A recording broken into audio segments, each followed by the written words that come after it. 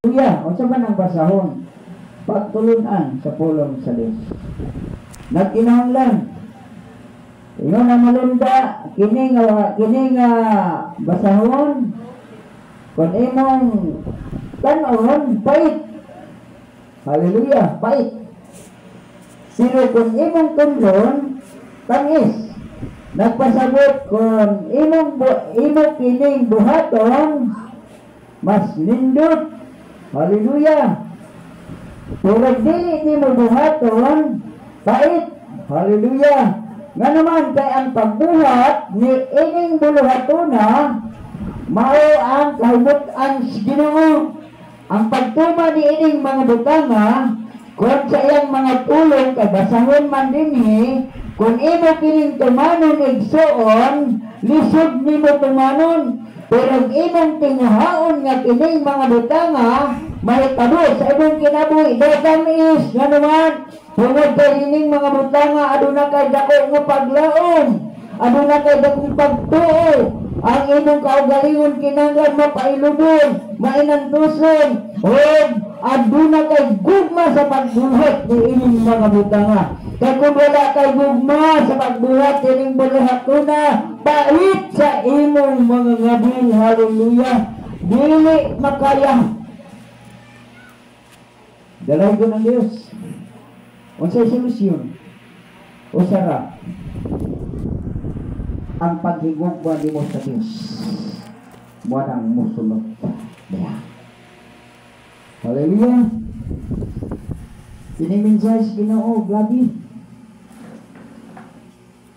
Sa una bitang panahon pag iyon ni pastor, Brad, mamastur ka. Di ko. Baliban kong tinoon. Wala ko kusunas. Nga naman di magkamamastor. Di ko pastor kay di ako kaya. Nga di man mo kaya. Investigar ko ni Pastor Dario. Itubag yun ako siya. Pastor, umamastor. Ako makita na kamo. Mabilang si Pastor. Materialistic ang akong panahon. Matutong tumura, wala ko mo dawat. Tulog kasimbahan, ipapili ko sa tulog kasimbahan. Purok 6, San Lorenzo, Ugdangayon. Kanang gidalin ni Pastor Raya. Wala ko. Pinsibat hinaong ko din sa miskata. Tanawara.